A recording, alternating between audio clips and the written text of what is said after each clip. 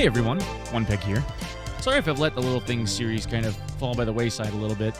I've been busy with some other projects, and to be honest, I wanted to make sure that the episodes that I brought to the table for this series ended up being something that people would truly find interesting because they were things that I found interesting. And I wanted to make sure that it was something that maybe, most people didn't know about, whether you had been around a long time or not. But in this episode, we're going to focus on some lesser-known things. Cheeky spots for shooting, for looting, and for shortcutting. And there's also a really large section toward the end that has to do with the Obdolbos stim that I hope you guys will enjoy. But first, on to customs and the new expansion. Hey everybody, my name is Onepeg, and this is Little Things episode 14. One of the lesser-known jumping tricks that you can do with little to no practice involves timing this jump off of the hill to get past this fence on customs now that there's this new expansion. There's another way a bit down the road by this tree, but this is a little bit more straightforward. In most cases, people won't think to look for somebody hopping this fence at full speed, so you might even be able to get the drop on someone. Reserve is a spot chock full of awesome loot and tons of different loot points, but there's a couple that most people have a tendency to overlook. Inside of the Hermetic door bunkers, specifically this one spot where this fence and bookshelf is, there's this cheeky little loot point. If you notice, behind this fence is what looks to be a tech crate, just like the others that are scattered throughout the map. But to access it, you need to make the following sequence of jumps. Once in this spot, you need to sprint jump toward the corner of this shelving unit in order to clear the top of the fence. Once inside, loot the crate. To get back over, you have to jump on top of this generator, face outward, and jump on top of the shelves, then walk off.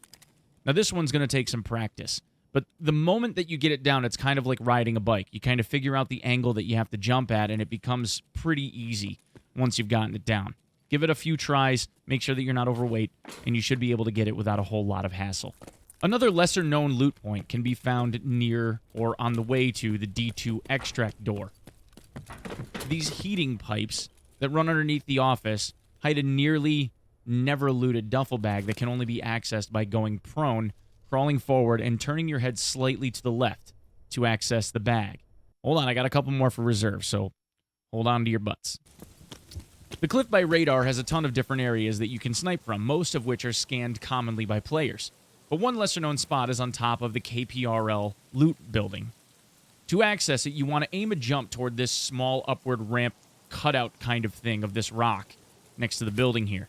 If done right, you should be able to walk up straight up onto the rock. Then what you want to do is drop down into this lower ledge and then sprint and jump up onto the roof. From here, you can go prone and see an awful lot of the map, but again, you are pretty exposed, so it might just be something for a one-off that most people wouldn't think to look and check. The underground tunnels, or ratacombs, as I lovingly call them, has a ton of loot in it. But there are some lesser looted areas in here that people have a tendency to overlook. The most overlooked area, in my opinion, is right here next to the power switch that turns on the lights in the D2 extract. People tend to rush this switch, but they don't end up looking around it. There's extremely lucrative tech loot spawns in all of these little cubby holes here that have iridium, wireless signal transmitters, MCBs, military cables, and even GPUs sometimes. So you definitely want to try and keep your eyes open when you end up coming down this corridor. The next one, while known by many for quite some time, has come to be somewhat of an overlooked place as well.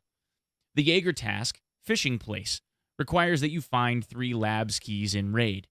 Aside from finding them on the Wayward Raider, scav pockets, and backpacks, and the occasional reward from a scav box run in your hideout, there is another method to finding them that tends to go overlooked by most PMCs. What many players don't know is you can also find labs keys inside of filing cabinets, but not all of them. You can find them in filing cabinets inside of the labs, obviously, but you can also find them on Shoreline as well. This is the only map outside of the lab that has them in the filing cabinets. Of course, there will be people in the comments that will say that they've found them on drawers and customs or interchange or some of the other maps, but they're wrong, okay? If they actually have, it was a bug. The game itself, in the file, specifically lists that the key cards found in filing cabinets can only be found on Shoreline and Labs. So rather than passing them by, maybe give them a look when you're on Shoreline. This is probably the most reliable way of actually grinding a Labs card to be found in Raid, aside from trying to just kill a bunch of random scavs and looting their pockets. The newest boss in Tarkov, SANITAR, is an interesting Easter egg involving his goons. His random minions are almost all named after something having to do with medicine.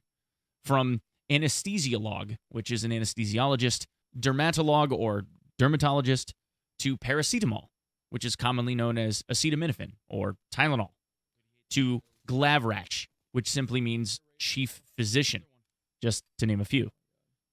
Speaking of SANITAR, arguably his most famous stim is Obdolbos.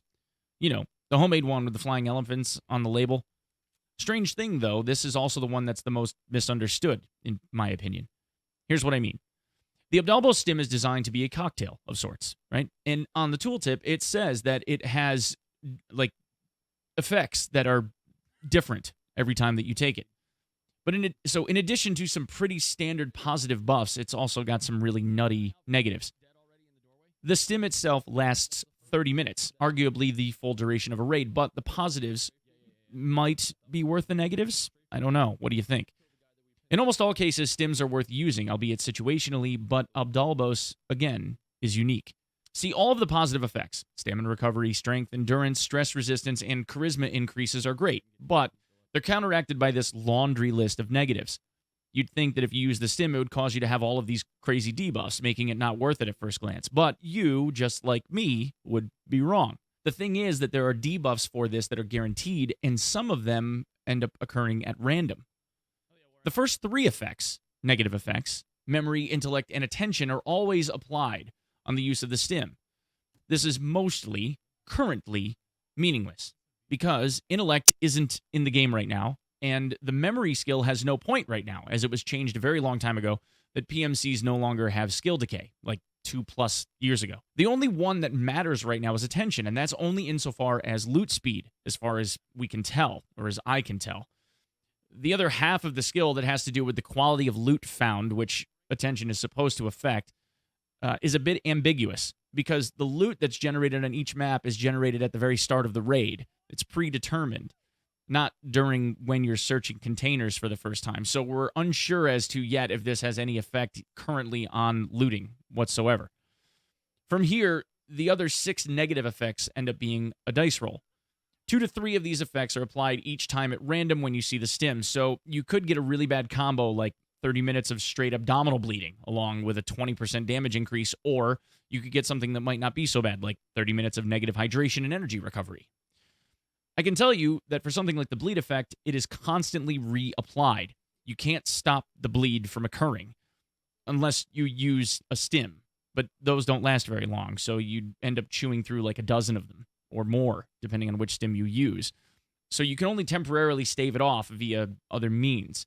If you use med kits to try and cure the bleed, it'll just end up restarting on the next damage tick. So although something like this is, super long duration, it could potentially prove useful for leveling like the vitality skill, for instance, because bleeding is the main source of leveling that up. So maybe you want it in certain instances. So is it worth it? That's the big question, right? 2 to 3 of these negative skills are chosen, and the chance that it will pop up is a 25%er. There seems to be some kind of cutoff at 3 skills, and I haven't gotten any less than 2 or more than 3 in the many times that I use this in like factory offline mode, just kind of reloading raids and giving them a run and seeing what happened. So the least manageable of all the negative effects in this case is going to be that abdominal bleed. Everything else is annoying, but not so hard to beat. In the case of the bleed, you can counteract it with propofol or maybe a purple stim or something, but the propofol is probably the most cost-effective and definitely going to be the longest-lasting option at 5 minutes versus the other ones that I think the purple stim is, 280 seconds, something like that. So anyway, what do you guys think? Is it worth it? I don't know. Anyway, that's what I have for this video. I hope you guys enjoyed it.